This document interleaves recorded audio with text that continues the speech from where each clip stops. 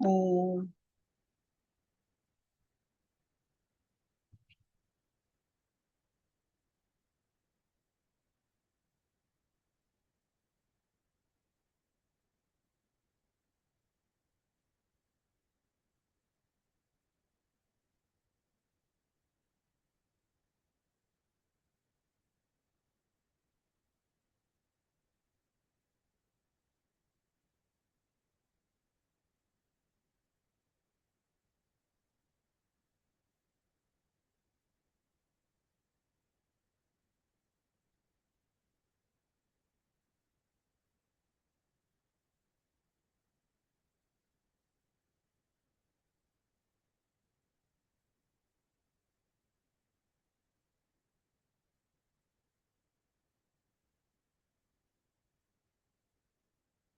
अच्छा,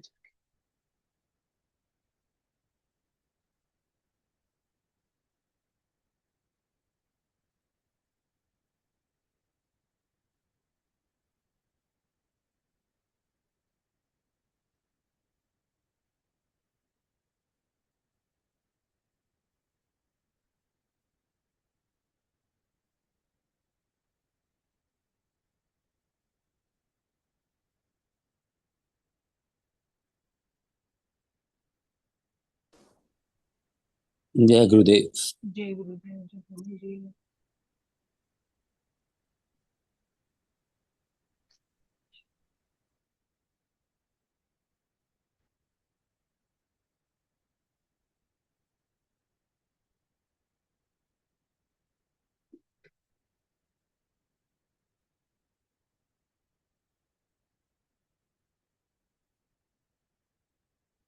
शुरू करते हैं। ओम सदाशिवसमारंभां शङ्कराचार्यमध्यमाम् अस्मत्श्रीगुरुपर्यन्तां वन्दे गुरुपरम्पराम्।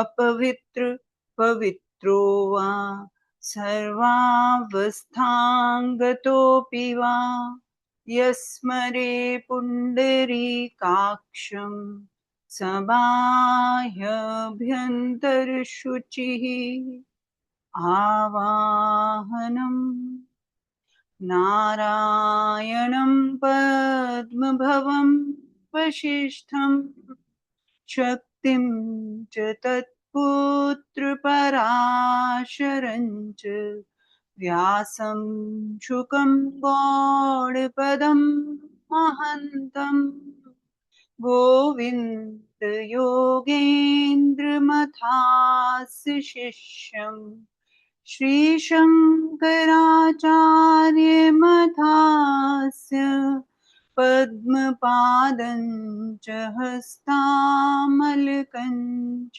शिष्यं तं त्रोटकं वार्तिककारमन्यान् अस्मद्गुरुं सन्ततमानतोऽस्मि। श्रुतिस्मृतिपुराणानाम् आलयं करुणालयं नमामि भगवत्पादं शङ्करं लोकशङ्करम्।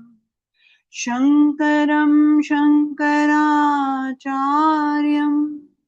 केशवं बादरायणं सूत्रभाष्यकृतो वन्दे भगवन्तो पुनः पुनः। यद्वारे निखिलानिलिम्पपरिषत् सिद्धिं विधत्ते निशम् श्रीमच्छ्रीलसितं जगद्गुरुपदं नत्वा तृप्तिं गतः।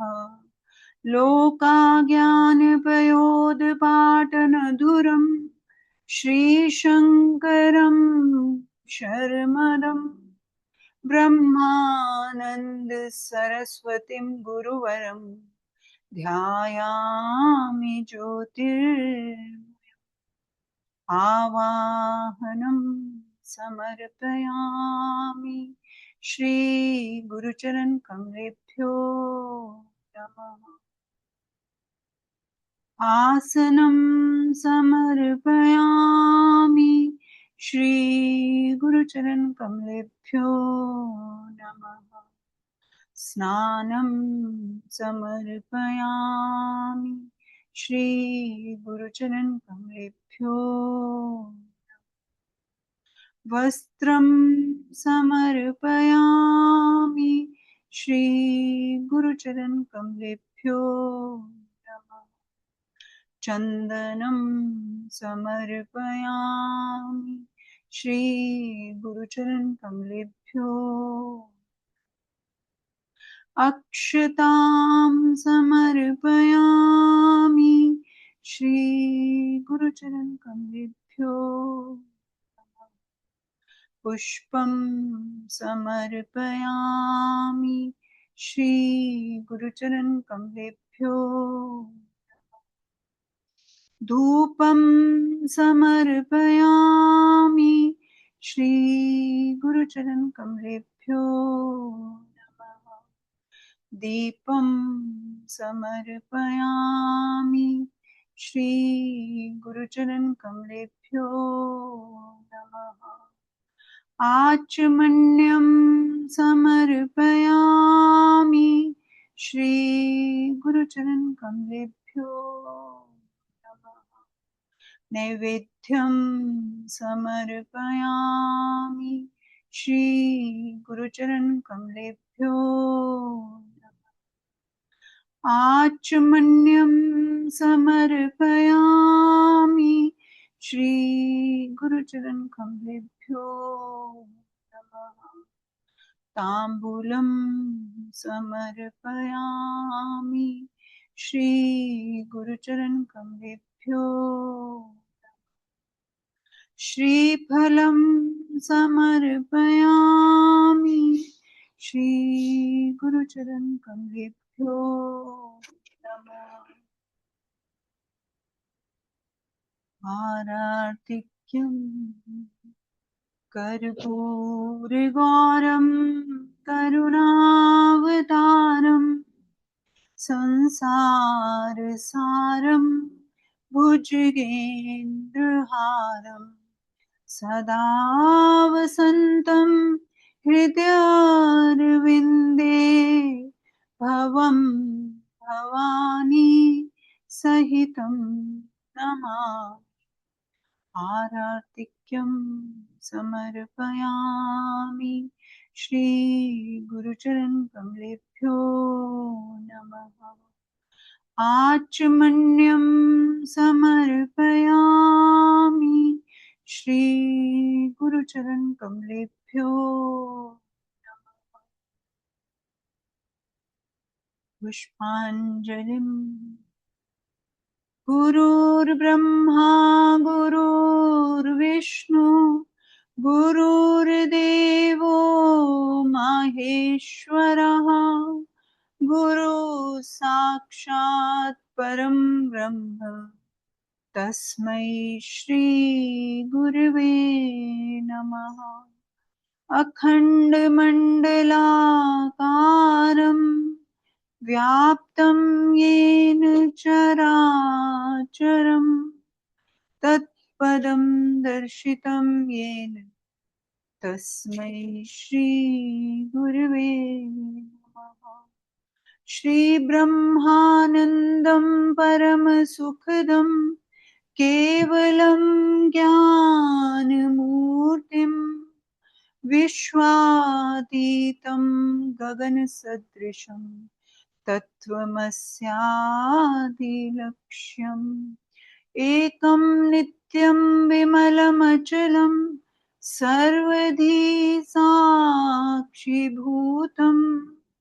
भावातीतं त्रिगुणसहितं सद्गुरुं तं नमामि।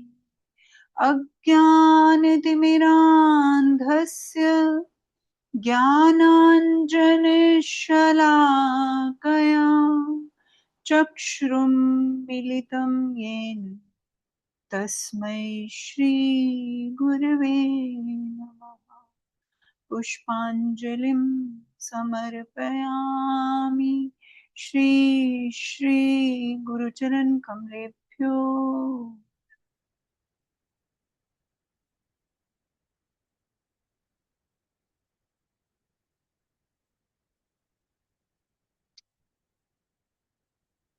जय गुरुदेव। आज हमें करना है श्लोक नंबर 34, विश्व रूप दर्शन, चैप्टर 11, श्लोक नंबर 34।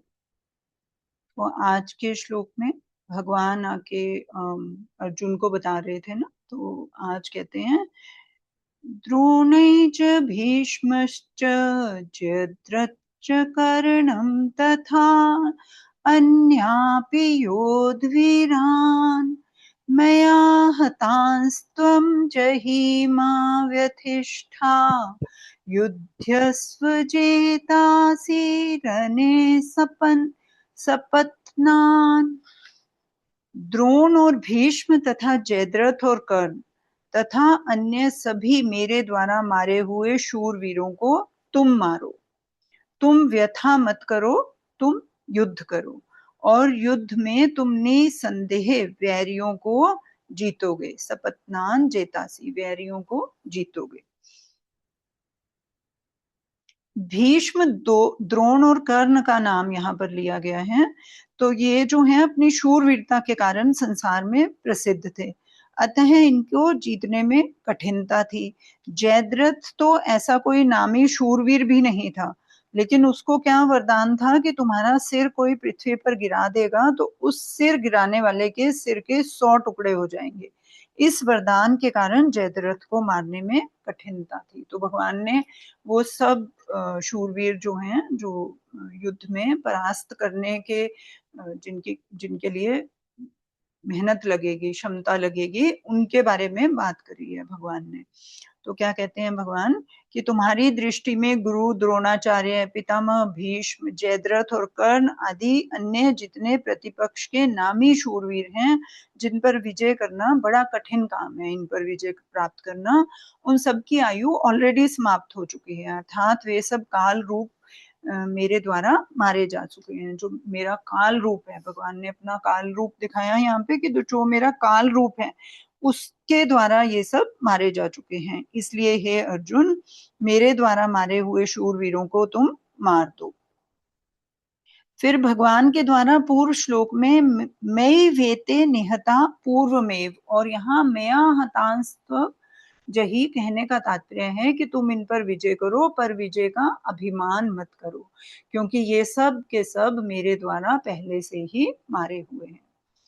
अर्जुन पितामह भीष्म और गुरु द्रोणाचार्य को मारने में पाप समझते थे। यही अर्जुन के मन में व्यथा थी। तो भगवान कह रहे हैं कि वह अपनी व्यथा भी तुम मत करो। अर्थात भीष्म और द्रोण आदि को मारने से हिंसा आदि दोषों का विचार करने की तुम्हें किंचित मात्र भी आवश्यकता नहीं है। तुम अपने क्षात्र धर्म का अनुष्ठान करो। क्षत्रिय धर्म जो तुम्हारा है, युद्ध करना, उसको युद्ध करो तुम। उस अपने धर्म का, क्षात्र धर्म का त्याग तुम मत करो। जेतासी रणे सपत्नान, इस युद्ध में तुम वैरियों को जीतोगे। ऐसा कहने का तात्पर्य है कि पहले गीता के दूसरे अध्याय के 6ठे श्लोक में कहा, अर्जुन ने बोला था ना कि हम उनको जीतेंगे या नहीं, वे हमें जीतेंगे, हमें तो पता ही नहीं है, फिर हम क्यों युद्ध कर रहे हैं। इस प्रकार अर्जुन के मन में संदेह था। यहाँ 11वें अध्याय के आरंभ में भगवान ने अर्जुन को विश्व रूप देखने की आज्ञा दी। तो उसमें भी भगवान ने कहा कि तुम और जो कुछ भी देखना चाहो वो देख लो। वहां 7वें श्लोक में, अर्थात किसकी जय होगी किसकी पराजय होगी ये भी तुम देख लो, क्योंकि तुम्हारे मन में ये संशय है। फिर भगवान ने विराट रूप के अंतर्गत भीष्म, द्रोण और कर्ण के नाश की बात भी दिखा दी, और इस श्लोक में यह बात स्पष्ट रूप से कह दी कि युद्ध में निसंदेह ही तुम्हारी विजय होगी।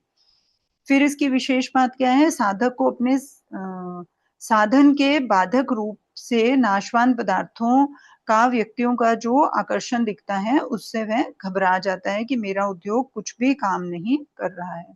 है ना? जो हमारे को साध्य करनी हो, कोई चीज़ प्राप्त करनी हो, तो उसमें बाधक जो चीज़ें आती हैं, नाशवान चीज़ें आती हैं, तो या तो उसमें हम घबरा जाएँगे कि हमारी मेहनत काम आएगी, नहीं आएगी, हमारा क्या होगा, सफलता मिलेगी या नहीं मिलेगी, या फिर क्रोध आना शुरू हो जाएगा उन व्यक्ति, वस्तु, परिस्थिति पे जो हमारे काम में बाधा डाल हमें लग रहा है ऐसा कि बाधक है। तो यही अर्जुन का था, वो घबरा रहा था, उसका मन व्यथित था कि इन सब से मेरी जीत पाऊँगा या नहीं पाऊँगा, उसको नहीं पता था। अतः ये आकर्षण कैसे मिटे? भगवान मय्ये वेते निहता पूर्वमेव, और मैया हतांस्त्व चही पदों से ढाढ़स बंधाते हुए मानो यह आश्वासन देते हैं कि तुम्हारे को अपने साधन में जो वस्तुओं आदि का आकर्षण दिखाई देता है और वृत्तियां खराब हुई दिखाई देती हैं, वे सब के सब विघ्न नाशवान हैं और मेरे द्वारा नष्ट किए हुए हैं, इसलिए साधक इनको महत्व ना दे। दुर्गुण गुण दुराचार दूर नहीं हो रहे हैं तो क्या करूं? ऐसी चिंता होने में तो साधक का अभिमान ही कारण है, और ये दूर होने चाहिए और जल्दी होने चाहिए। इसमें भगवान के विश्वास की, भरोसे की, आश्रय की कमी है। दुर्गुण दुराचार अच्छे नहीं लगते, सुहाते नहीं, इसमें दोष नहीं है ना, हमें अच्छे नहीं लगते, इसमें कोई दोष नहीं है, लेकिन ये दूर नहीं हो रहे हैं, इसमें मैं क्या करूं? तो इसमें मतलब अपना कर्तापन हमारा हावी हो रहा है, तो ये नहीं हमें करना चाहिए। लेकिन हमें अच्छे ना लगे वो, उसमें कोई दोष नहीं है। दोष है चिंता करने में, है ना? इसलिए साधक को कभी भी चिंता नहीं करनी चाहिए। मेरे द्वारा मारे हुए को तू मार, इस कथन से यह शंका होती है कि काल रूप भगवान के द्वारा सबके सब मारे हुए हैं, तो संसार में कोई किसी को भी मारता है तो भगवान के द्वारा मारे हुए कोई मारता है तो लाइसेंस मिल गया मारने का, है ना? ये तो मरने ही वाले हैं, मरे ही हुए हैं ऑलरेडी, काल के द्वारा मर ही जाएंगे, तो कोई प्रॉब्लम नहीं है, मार दो। अतः मारने वाले को पाप नहीं लगना चाहिए। इसका समाधान यह है कि किसी को मारने का या दुख देने का अधिकार मनुष्य को नहीं है, उसका तो सबकी सेवा करने का, सबको सुख पहुंचाने का ही अधिकार है। अगर मारने का अधिकार मनुष्य को होता तो विधि निषेध अर्थात शुभ कर्म करो, अशुभ कर्म मत करो, ऐसा शास्त्रों का, गुरुजनों और संतों का कहना ही व्यर्थ हो जाता। यह विधि निषेध किस पर लागू होगा? अतः मनुष्य किसी को मारता है या दुख देता है, उसको पाप ही लगेगा, क्योंकि यह उसकी राग द्वेष पूर्वक अनाधिकार चेष्टा है। परंतु क्षत्रिय के लिए शास्त्र विहित युद्ध प्राप्त हो जाए और स्वार्थ और अहंकार का त्याग करके कर्तव्य पालन करने से पाप नहीं लगता, क्योंकि यह क्षत्रिय का स्वधर्म है ना? तो बहुत सारी जो हम काम करते हैं, उसको किसको क्या काम करना चाहिए, उसमें बहुत सारी कंडीशंस लागू होती हैं ना। डॉक्टर के लिए चाकू चलाना निषिद्ध नहीं है, लेकिन चोर के लिए चाकू चलाना निषिद्ध है। तो इस तरह से हर किसी का जो है कर्तव्य कर्म वो है डिसाइडेड है अकॉर्डिंग टू हमारे कर्म से भला होना चाहिए कुछ। यहाँ पे क्षत्रिय एक युद्ध लड़ रहा है तो उससे धर्म की जीत होगी।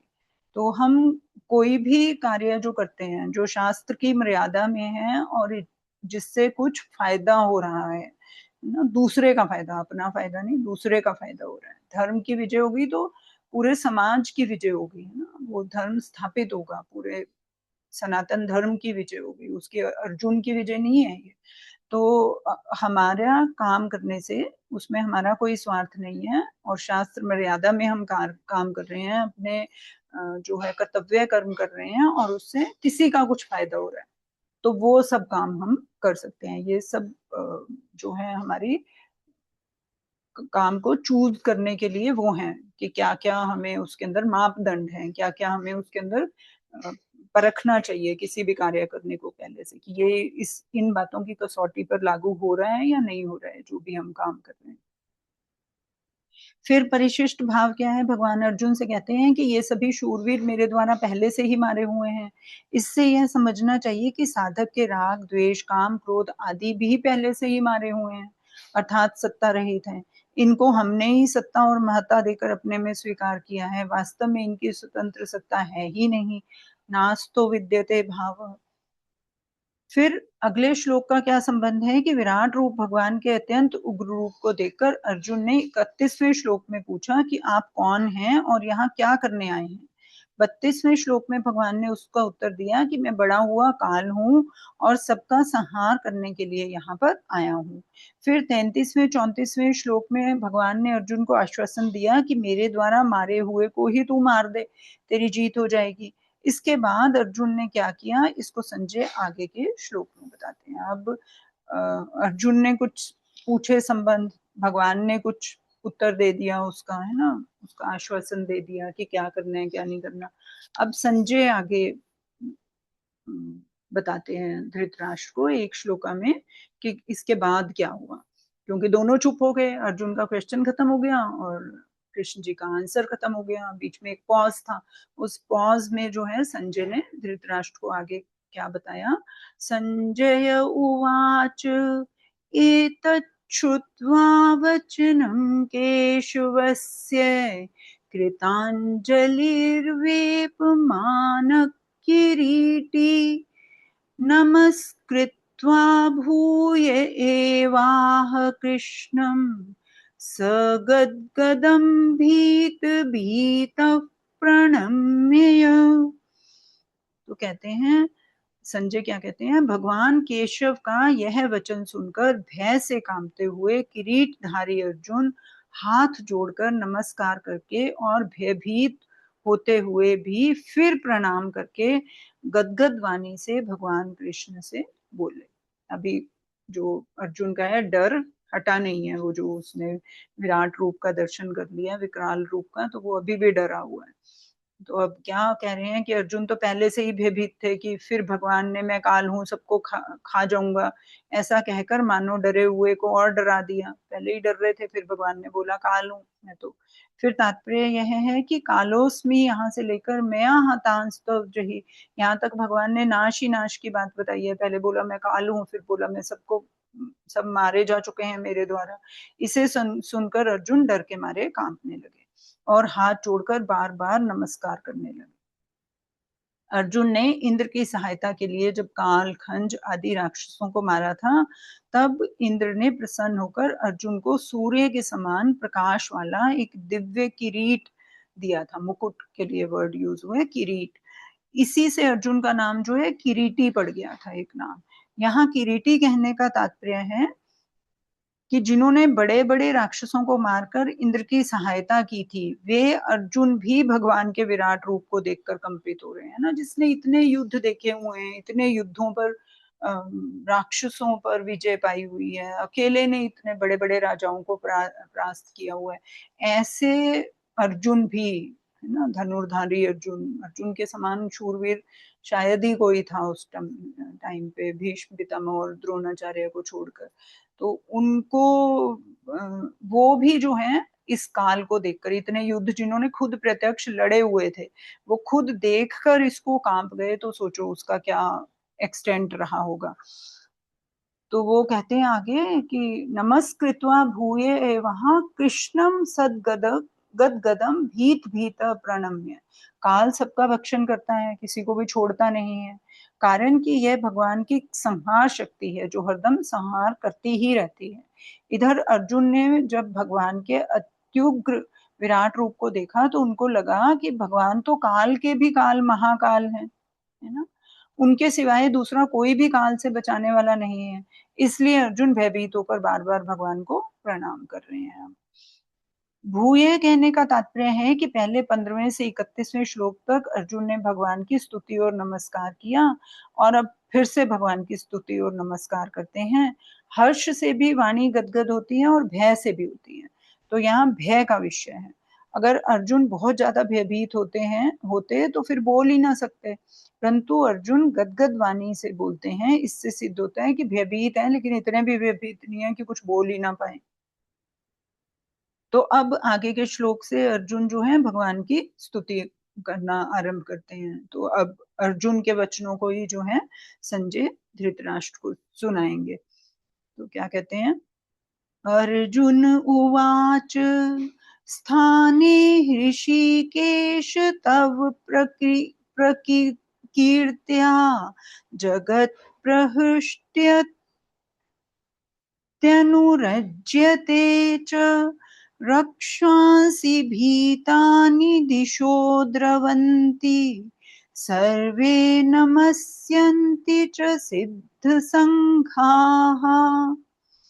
अर्जुन बोले, हे अंतर्यामी भगवान, आपके नाम गुण लीला कीर्तन करने से यह संपूर्ण जगत जो है हर्षित हो रहा है और अनुराग प्रेम को प्राप्त हो रहा है।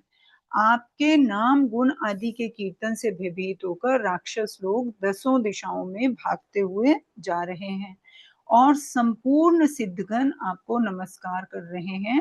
यह सब होना उचित ही है। कहते हैं संसार में देखा जाता है कि जो व्यक्ति अत्यंत भयभीत हो जाता है उससे तो बोला ही नहीं जाता। अर्जुन भगवान का अत्युग्र रूप देखकर अत्यंत भयभीत हो गए थे। फिर उन्होंने इस श्लोक से लेकर 46वें श्लोक तक, 36 से 46 तक 10 श्लोक में भगवान की स्तुति कैसे की। इसका समाधान यह है कि यद्यपि अर्जुन भगवान के अत्यंत उग्र विश्व रूप को देखकर भयभीत हो रहे थे, तथापि वे भयभीत होने के साथ साथ हर्षित भी हो रहे थे। जैसे आगे कहेंगे अर्जुन की, अदृष्ट पूर्वम हर्षितोस्मि दृष्ट्वा भयेन च प्रव्यथितम मनो में। इससे सिद्ध होता है कि अर्जुन इतने भयभीत नहीं हुए थे जिससे वे भगवान की स्तुति भी ना कर सके। अब अर्जुन को कुछ तो भगवान के बारे में मालूम ही था ना। अब नहीं तो जब भगवान ने ये बोल दिया कि मैं तो अकेला एक तरफ हूँ, सेना दूसरी तरफ जाएगी और क्या कहते हैं, मैं तो शस्त्र भी नहीं उठाऊंगा, है ना। तब तो ये भी डिसाइडेड नहीं था कि अर्जुन के सारथी बनेंगे, और सारथी बनना कोई बहुत बड़ा काम थोड़ी ना। सारथी तो अर्जुन के पास और भी थे जो अच्छे से रथ को चला लेते। वो तो अर्जुन के सखा थे, इसलिए अर्जुन का उन्होंने सारथी बनना कि ठीक है अर्जुन के साथ रहूंगा टाइप करके सारथी बन गए। नहीं तो मतलब श्री कृष्ण किस काम के, वैसे युद्ध की दृष्टि से देखा जाए अगर, तो एज अ योद्धा तो। लेकिन फिर भी अर्जुन ने उनको चूज किया क्योंकि मन के किसी ना किसी कोने में उसको ये पता था कि अगर ये हमारे साथ होंगे तो विजय हमारी निश्चित है। तो कुछ तो बात है ना। लेकिन कुछ सुपर पावर हैं ये तो पता था अर्जुन को, लेकिन ऐसी सुपर पावर है ये नहीं पता था उसको कि ये तो ना। तो इसलिए वो उनको पता है और उसमें उन्होंने विकराल रूप देख लिया है। हमें पता है किसी को गुस्सा आता है ना, लेकिन उसका एक किसी दिन हम अत्यंत उग्र रूप देख लेते हैं, बहुत ही ज्यादा। तो हम क्या है कि हमें थोड़ा सा वो भी हो जाता है कि ये क्या है, लेकिन मन के किसी कोने में हाँ ये ऐसा तो है ही है, ये भी रहता है। तो यही सेम जो फीलिंग है ना अर्जुन के साथ हो रही थी। तो वो उनको पता तो था कि कुछ है ना, सुपर पावर है, भगवान है, जो भी है। लेकिन भगवान का ऐसा विकराल रूप ऐसा दिखने में आ जाए, ऐसा उन्होंने कभी किसी से सुना भी नहीं था कि ऐसा विकराल रूप दिखने में आता है भगवान का। तो इसलिए वो डर गए उसको देखकर। फिर कहते हैं इंद्रियों का नाम ऋषिक है और उनके ईश अर्थात मालिक भगवान है। यहाँ इस संबोधन का तात्पर्य है कि आप सबके हृदय में विराजमान रहकर इंद्रियां, अंतःकरण आदि को सत्ता स्फूर्ति देने वाले हो। ये भगवान के लिए यूज किया उन्होंने, इंद्रियों के स्वामी हो आप ऋषिकेश। फिर कहते हैं संसार से विमुख होकर आपको प्रसन्न करने के लिए भक्त लोग आपके नामों का, गुणों का कीर्तन करते हैं, आपकी लीला के पद गाते हैं, आपके चरित्रों का कथन और श्रवण करते हैं। तो इससे संपूर्ण जगत हर्षित होता रहता है। तात्पर्य यह है कि संसार की तरफ चलने से तो सबको जलन होती है, परस्पर राग द्वेष पैदा होते हैं, पर जो आपके सम्मुख होकर आपका भजन कीर्तन करते हैं उनके द्वारा मात्र जीवों को शांति मिलती है, मात्र जीव प्रसन्न हो जाते हैं। उन जीवों को पता चले ना चले पर ऐसा होता है ना। जो सबका ही है, ये सबके साथ ही होता है। कोई ज्यादा टाइम दे या कम टाइम दे, उतनी मात्रा में उसको सत्संग साधना है ना और कथा श्रवण में संतुष्टि तो सबको ही मिलती है। तो कुछ लोग ऐसे हैं जो स्पिरिचुअल मास्टर्स हैं जिन्होंने अपना पूरा जीवन ही दे दिया है ना। हम लोग तो क्या है, हम लोग तो समय तो सब कुछ चाहिए, हमें बढ़िया घर भी चाहिए, बढ़िया नौकरी भी चाहिए, है ना, बढ़िया गैजेट्स भी चाहिए, एसी भी चाहिए, हीटर भी चाहिए, और उसके साथ भगवान भी चाहिए। हम तो वैसे वाली कैटेगरी के लोग हैं।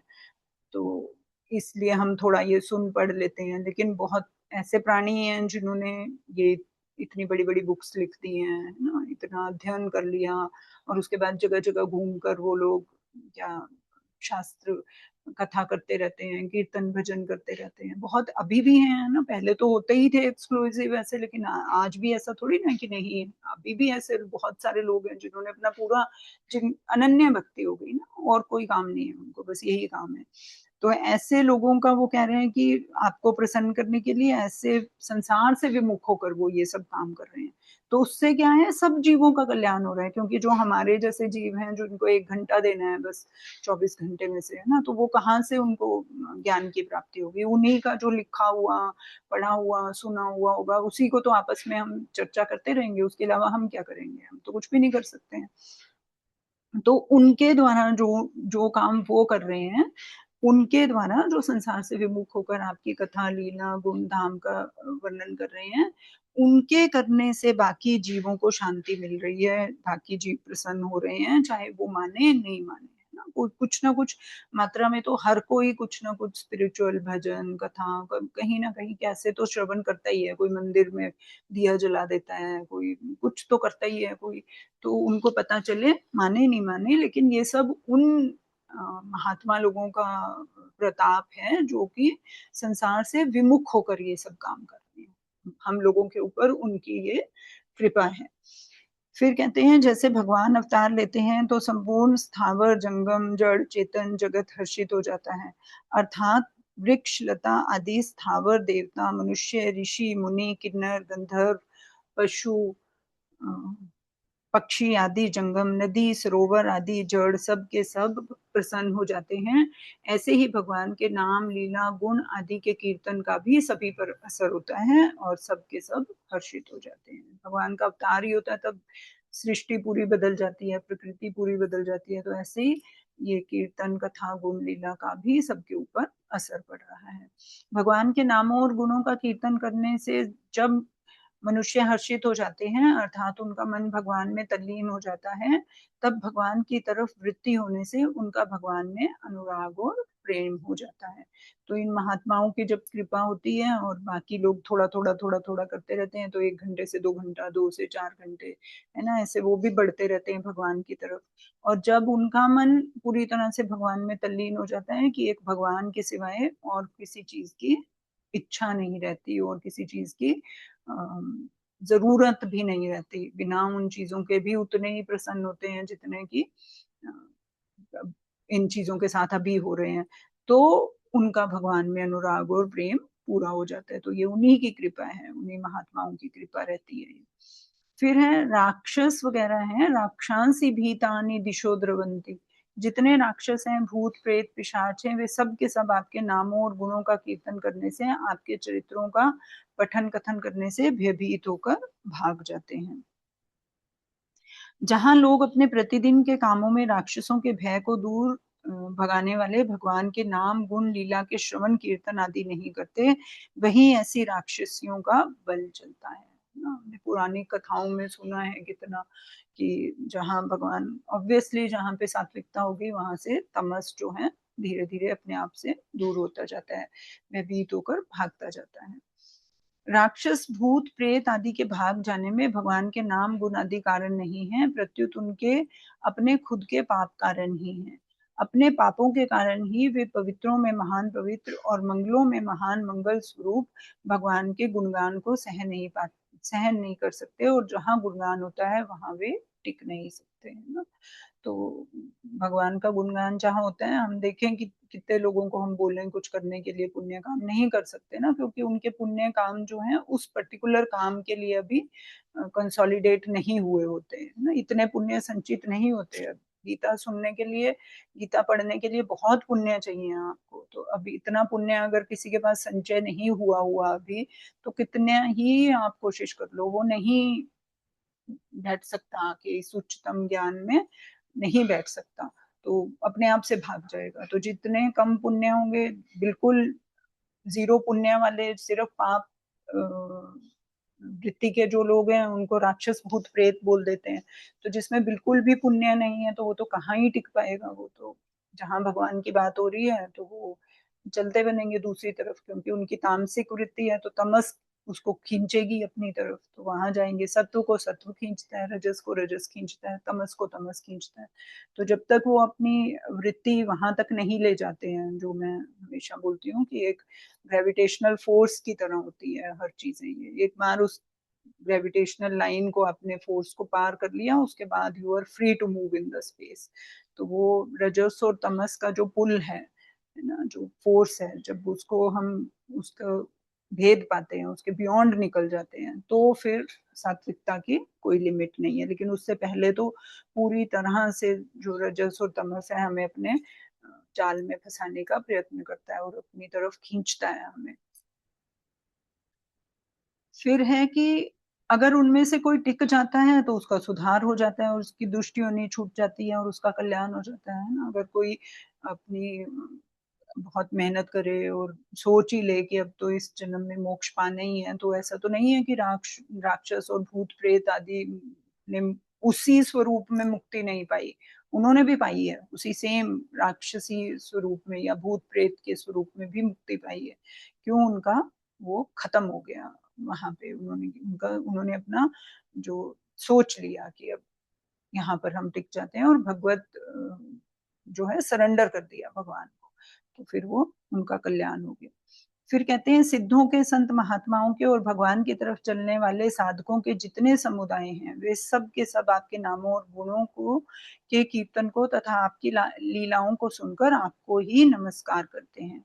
यह ध्यान रहे कि यह सब का सब दृश्य भगवान के नित्य दिव्य अलौकिक विराट रूप में ही है। उसी में एक से एक विचित्र लीलाएं हो रही हैं। स्थाने यह सब यथोचित ही है और ऐसा ही होना चाहिए और ऐसा ही हो भी रहा है। कारण कि आपकी तरफ चलने से शांति, आनंद, प्रसन्नता होती है, विघ्नों का नाश होता है और आपसे विमुख होने पर दुख ही दुख, अशांति ही अशांति होती है। तात्पर्य यह है कि आपका अंश जीव आपके सम्मुख होने से सुख पाता है, उसमें शांति, क्षमा, नम्रता आदि गुण प्रकट हो जाते हैं और आपके विमुख होने से दुख पाता है। यह सब उचित ही है। यह जीवात्मा परमात्मा और संसार के बीच का है। यह स्वरूप से तो साक्षात परमात्मा का अंश है और प्रकृति के अंश ने इसको पकड़ा है। अब यह ज्यों ज्यों प्रकृति की तरफ झुकता है, त्यों ही त्यों इसमें संग्रह और भोगों की इच्छा बढ़ती है। संग्रह और भोगों की प्राप्ति के लिए यह ज्यों ज्यों उद्योग करता है, त्यों त्यों इसमें अभाव, अशांति, दुख, जलन, संताप आदि बढ़ते चलते चले जाते हैं। विशियस साइकिल सेट हो जाता है एक।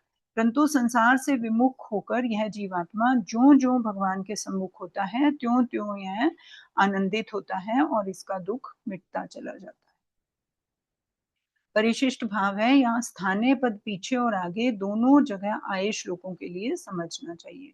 भगवान ने 32वें, 33वें और 34वें श्लोकों में जो बात कही है, वही बात जो बात इस श्लोक में कही है, उसके लिए अर्जुन कहते हैं कि प्रतिपक्ष में सभी योद्धा मेरे द्वारा मारे हुए हैं, तू केवल निमित्त बन जा। आदि जो कुछ आपने कहा है वह आपका कहना उचित ही है। आपके नाम गुण आदि का कीर्तन करने से जगत हर्षित हो रहा है और राक्षस लोग भयभीत होकर भाग रहे हैं। आदि जो जो हो रहा है वह ठीक ही हो रहा है। आपके द्वारा यह सब लीला हो रही है, मेरे द्वारा नहीं। तो अर्जुन एक्सेप्ट कर रहे हैं कि आप जो कह रहे हो वो ठीक कह रहे हो। तो 37 नंबर श्लोक से हम कल करेंगे, मंडे को, सॉरी, है ना।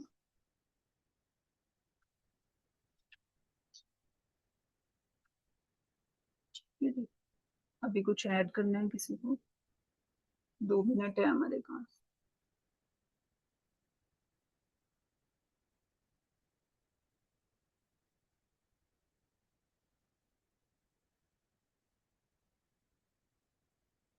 ठीक है, फिर मंडे मिलेंगे। Nothing to share. हाँ, जय गुरुदेव। मंडे मिलते हैं जी फिर। ठीक है जी, जय गुरुदेव। जय गुरुदेव। जय गुरुदेव।